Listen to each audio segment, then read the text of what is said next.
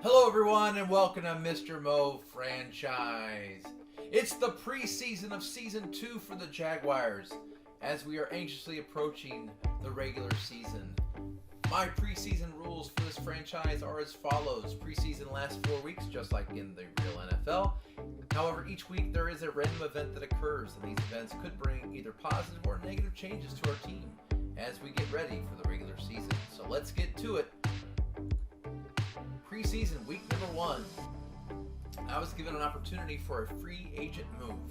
At the start of the week, I meet with the general manager and the player personnel director about acquiring a free agent to fill a glaring roster spot or to add to the practice squad. In order to sign a free agent, I have to go through the following 3-step process. 1, pick a player I'm interested in. 2, ask the GM, would you be willing to spend this extra money to acquire this player by rolling for his approval? Because I have a strategic coach, the odds are 1 in 7 or 70% chance that he will say yes. And then C, if the GM denies the move, the deal is done. I don't get the offer. However, if the GM approves the move, then it goes to the player personnel director. In order to sign the player personnel director must roll his negotiations rating on a D100. If the number rolls equal to or less than the rating, the player will sign with the club. So that's basically the process. I have a tremendous player personnel director that's great with negotiations. He's top notch, and so my first roll was to see would the GM approve it, and I had a 1 through 7, and I rolled a 5. So the GM first step was saying yes. Next, player personnel director, I needed to roll. I've got an outstanding player personnel director, so I needed to roll a 95 basically, and he said yes with a 53. So then I looked out there, and yeah, there were some top-notch names out there, but with this franchise, I'm really trying to build with the draft and maybe a couple of complementary pieces. So I decided to sign Marlon Mack, running back, for a 1-year deal. He is better than the rookie that I actually drafted, but I'm going to start the rookie. But Marlon Mack will play a tremendous role for this team.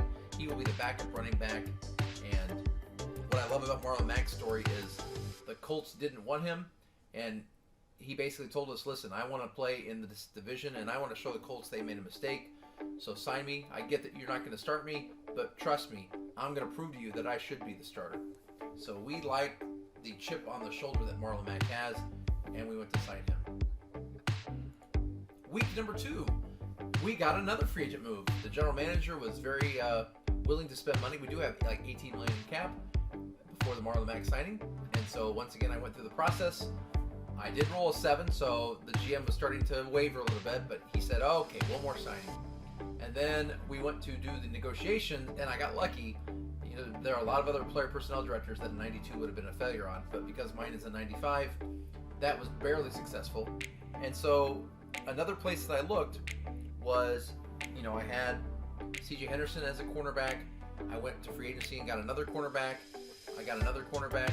So I already had 3 cornerbacks, but if we ever played dime, then I was dropping down to like a 68 or something like that. So I decided to go ahead and get Levi Wallace, who is a 75 and young, and I thought that he would fit nicely into this scheme. And who knows, maybe with some development, he may see the starting role someday. So that was the events for preseason week number 2. Preseason week number 3 is a position battle, and it says before playing the preseason game, select a position where there is a position battle. It could be a backup role, it doesn't have to be first starting position. Select 2 players that are battling for the position. Simulate the preseason game. Analyze the statistics for the players battling. If the position battle has a clear winner, declare the player the winner. The winning player receives a D4 bonus to awareness and a D10 to player morale. The losing player suffers a D4 penalty to awareness and a subtraction of D10 from their player morale. If the result was not settled due to the results being inconclusive, then continue the position battle during the preseason until it's settled. Every position battle must be settled by the end of the preseason. So originally I thought there was going to be a position battle for both outside linebacker positions because we had Leon Jacobs from last year, who I thought played pretty well. His number's low, but I thought he played well for his number. But then we drafted 2 linebackers in the draft. We picked Quincy Roche in the 4th round and Anthony Hines the 3rd in the 5th round. However, as you might know from watching the previous video, Leon Jacobs has gone up 2 points in spring training. And I just can't say that a 74 left outside linebacker showing that kind of growth should be benched over a 70. And so I decided that the last battle was not going to be Leon Jacobs. It was going to be with the two rookies. So I said it was going to be between those rookies, Quincy Roche and Anthony Hines III. Well, Anthony Hines III won the spot in the third preseason game. His stats were a little bit better. It wasn't like a blowout, but his were better enough. So he gained a +4 to awareness, and he gained an 8 to morale. And coincidentally, Quincy Roche lost the exact mirror from Hines' gains. In other words, he lost a D4 in awareness, and he lost an 8 to his morale. So Hines went up 4 in awareness and 8 in morale, and Roche lost 4 in awareness and 8 in morale.